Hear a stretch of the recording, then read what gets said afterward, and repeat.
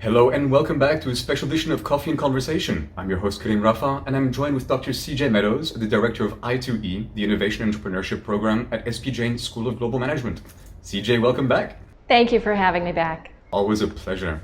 And we have a special guest today, dialing in from Israel, Dr. Edy Greenblatt. Dr. Edy is the founder and president of Executive Care Coaching and Consulting and the CEO of Restoration Vacation. Dr. Edy, welcome on. Thank you. It's a pleasure to be here. Now, as you know, COVID kind of has forced everyone into remote working, telecommuting, and really built up that tech infrastructure. Now, instead of spending time commuting every single day to get to work, people are spending more time working from home and sharing that time with work, but also with families and personal time. So, first question for you, Dr. Edy, what are the biggest challenges when spending that time split and all under one roof? The issue of work-life balance has been a challenge for years, and we've been doing research on this, and people have been looking hard at this for 60, 70 years and really have struggled to find a solution. And in part, that's because we kind of had the problem couched in a way which made it impossible to solve. The standard model, the original model that we have in our cultures is that work is depleting and non-work is restorative, right? So work is depleting and non-work is restorative. So how do you find more energy? How do you find the energy to do everything you want? How do you not get professionally exhausted? What do you do if work is depleting and non-work is restorative? What's the goal? Ideally, you'd want to work less, right? Right. The goal is work less, right? So, thank God it's Friday, Wednesday's over the hump day. The goal is work less. Now, what's the problem with that model? I guess the output would be the initial problem, right? I mean, work needs to be done. Do we get there at the same time? Right. So first of all, you can't just quit. You either need to quit your job, move to Costa Rica, find something else to do. The other thing is that it's fundamentally not true, right? Because there are aspects of now that people have been home, working from home or laid off for months now, it's clear that all aspects of a home and non-work are not restorative. In fact, they're depleting, and many aspects of work are restorative. It's not that work is depleting and non-work is restorative. It's that work and non-work are on one continuum, and restoration and depletion are on another. So it's not just about this one continuum. There is a vertical axis, and work and restoration and depletion are on a different continuum. So what we want to try to do is maximize restoration and minimize depletion, regardless of whether you call it work or call it home or call it free time. Whatever it is doesn't matter. Are the behaviors and conditions restoring your energies or depleting your energies? I guess we've all been on a stressful vacation that was meant to be restorative. At the same time, you'd expect that staying at home has you restored. And in the end, if you're juggling kids, work, exercise, all under one roof, it actually may be more depleting than anything else. Right, and actually for some people it's been great because there are three tenets. So this model, this approach that I have is called personal resource management. Your personal resources are your personal energies, your physical energy, your psychological energy, your emotional energy, your social energies and connectedness, your spiritual connection and energy, and your cognitive resources, your ability to think and solve problems. And so your personal resource management is your active and intentional management of your personal energies so that you can maximize them.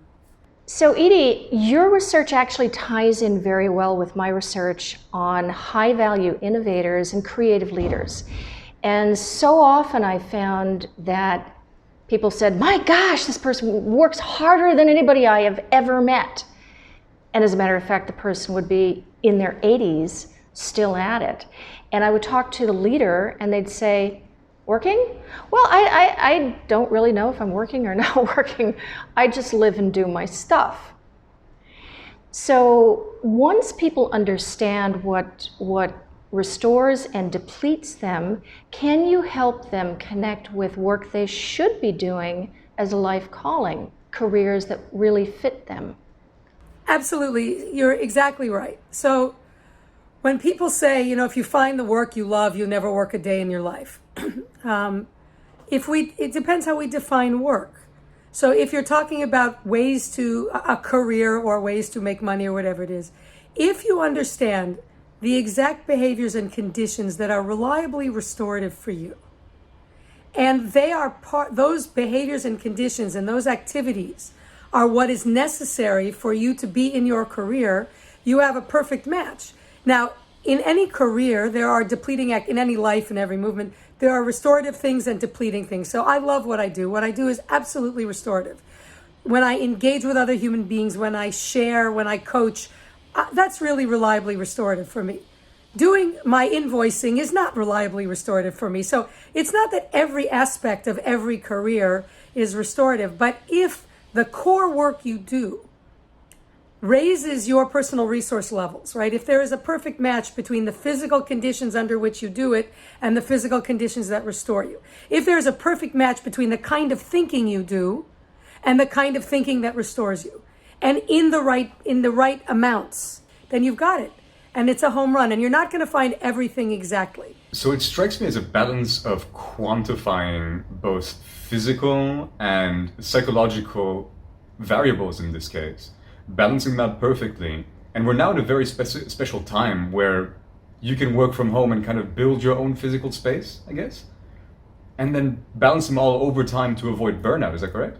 So let's talk about physical space for a minute. So we can divide your energies into multiple ways, right? For convenience, I divided it into 4. So physical energy, how much energy do you have to basically pull your rollerboard on a fast connection at O'Hare International Airport if you were flying? Your cognitive energy is how much ability do you have to solve problems, right? How much ability to plan a complex vacation? The third cluster is social spiritual energy. How much ability do you have to connect with other people, to reach out and ask for help, to feel the support of other people? The 4th category is psychological and emotional. And yes, we can talk about cognition and we can split those categories up. But basically, how much ability do you have to manage your emotions? You know, thank you for asking about that, because I've got 2 particular people who've given me challenges and I've been trying to help them. One of them said, oh, now that I'm working from home, I've got emails coming in at all hours of the day and night, and my work hours are just so extended. Her challenge, I think, was kind of easier. My question back to her was, so why was this a problem at home and it wasn't a problem when you left your laptop in the office? So the issue of boundary management is a particular problem at home. Boundary infractions are one of the great sneaky depleters, and typically offices or workspaces are designed to prevent them if they're well designed. Then they have the technological boundary infractions. That's when your technology goes bing, boop, bop, when you have your chat box open, when your emails go bing, okay? When your phone sends off all kinds of signals. Oh, your Amazon delivery will be at 4 o'clock today, okay? Those are electronic boundary infractions. All of those are sneaky depleters. At home, most people do not have a physical space set up to prevent the physical boundary infractions. If we do, we don't have a culture set up that prevents your 4-year-old from knocking on the door going, mommy, mommy, mommy, mommy, mommy, mommy, mommy. So we have boundary infractions that we have to build a boundary that's physical, a boundary that's emotional and psychologically relevant. And we have to create a culture in our houses to help us do that, which means we have to increase the communication with everybody in the system. As everyone's currently in a time of crisis, or all businesses are currently in a time of crisis, management is taking liberties that they also would at the office and asking people to stay late. Is this something that's going to stay post this current situation if we're all still working from home? Yeah, I agree 100%. In fact, there are organizations who are now asking their employees to tell them what their real working hours are, and here's what some of them look like. I work from 7 to 8 in the morning. From 8 to 10, I'm dealing with my children, homeschool, and getting them launched and fed. I'm working from 10 to 12. I'm working from 12 to 1, I have to deal with lunch and food and whatever. I'm working from 1 to 4, and then I'm working from 7 to 9. And people actually state their working hours, and then everyone is aligned. The family knows, the meetings know, everybody knows, and these kind of boundary management skills are absolutely critical for managing your energy during normalcy. Now, it's interesting that you mentioned that this is the case in a time of normalcy, which I 100% agree with. Everyone needs to know what motivates them, what depletes them, what restores them. However, now is not a normal time. This is a time of crisis, and as a business or as a manager, now is also a time where you would take the liberty to ask more of your employees. If we weren't in lockdown and we were all in an office, a manager is more likely to currently also ask you to stay late and work longer hours to fight the current crisis. Now, we're all working from home, and managers can ask us to stay longer, and we do so willingly because, well, we're not changing spaces, we're not commuting, and so on. Once this crisis is over and averted, and working from home and telecommuting is more common, do you think that these habits from a managerial perspective will go away or stay? So declaring emergency is the best way to throw out norms.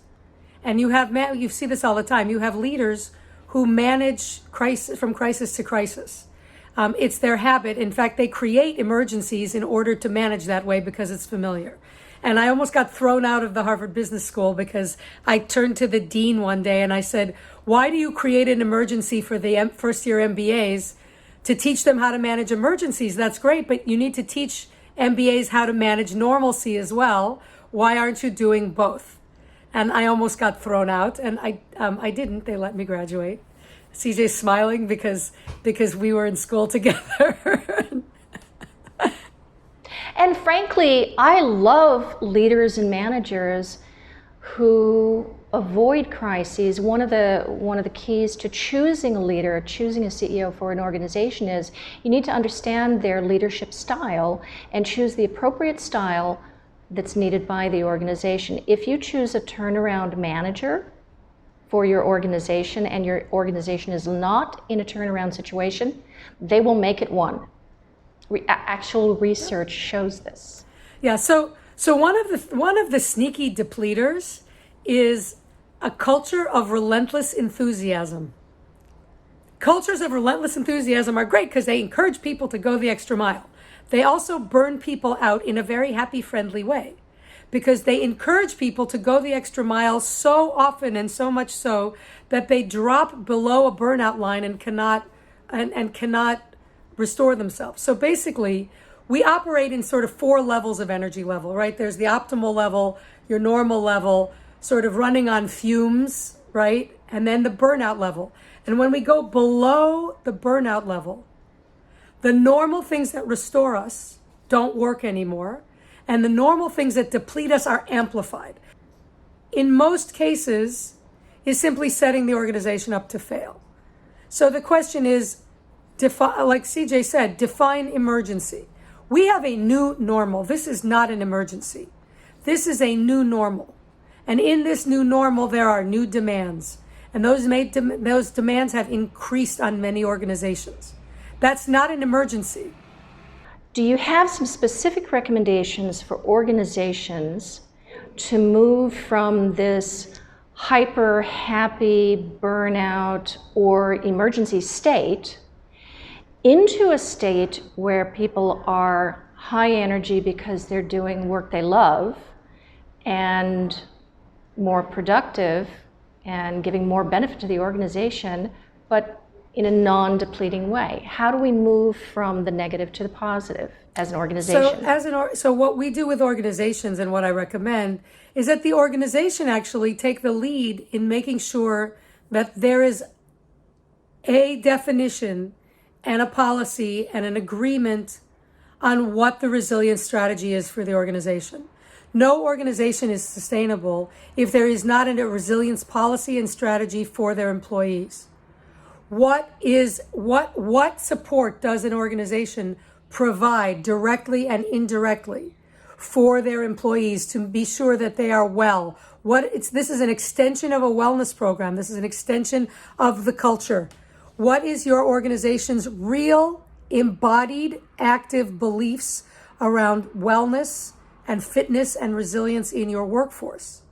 And take the lead as an organization in bringing material. You can bring a Restore Yourself workshop. You can bring other approaches to resilience into the organization, but there needs to be a policy, a practice, and a culture of resilience, and what is appropriate and what is not, and what the organization is willing to do and not do, so that individuals aren't having to risk their organizational reputation to manage themselves for the benefit of the organization. A restored, resilient employee is in your best interest. So now, creating those conditions, it looks like that's serious work. And somebody's going to have to make a business case for that. What are the economics of this? In short, the economics are organizations that have employees who are thriving, stay, and are more productive. They have lower health in countries where the organization is paying for the healthcare. They have lower healthcare costs. They have lower risk.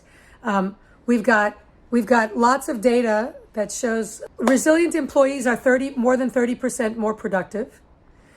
There is a 16 to 60% increase in performance when employees are resilient and are thriving.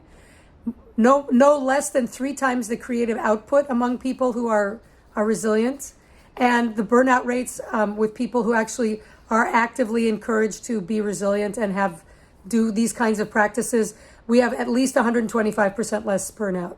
So the economics are lower turnover, lower risk profiles, higher employee brand. This is a win-win-win-win-win-win financially. You'd expect that companies like Google and Facebook and the likes that have these offices with green spaces, napping rooms, and so on actually had the best interest of their employees at mind, almost so making their home at the office, and now all of a sudden it's spun around where the office is at their home. People became very enamored in the first round of e-commerce with the foosball and the ping pong ball and the pool tables in the office and the beer in the IT fridge. But people, and the masseuse and the concierge to pick up your dry cleaning and the ability to bring your dog to work. But people forgot that a lot of us were working 18 hours a day in the office and oftentimes sleeping in the office. So we were homing from work. Thank you, Dr. Edy, so much for the insight on depleters and on restorers. That's unfortunately all the time we have today. So thank you for dialing in from Israel. CJ, it's always a pleasure to have you on. Wonderful to be here. Thank you for having us. It's a great pleasure to be here. Thank you so much for the opportunity. I love what you're doing, and I can't wait to see the next episode. Well, on that note, do all stay tuned for more episodes, the COVID or the lockdown episodes, and thank you for watching. We'll see you soon.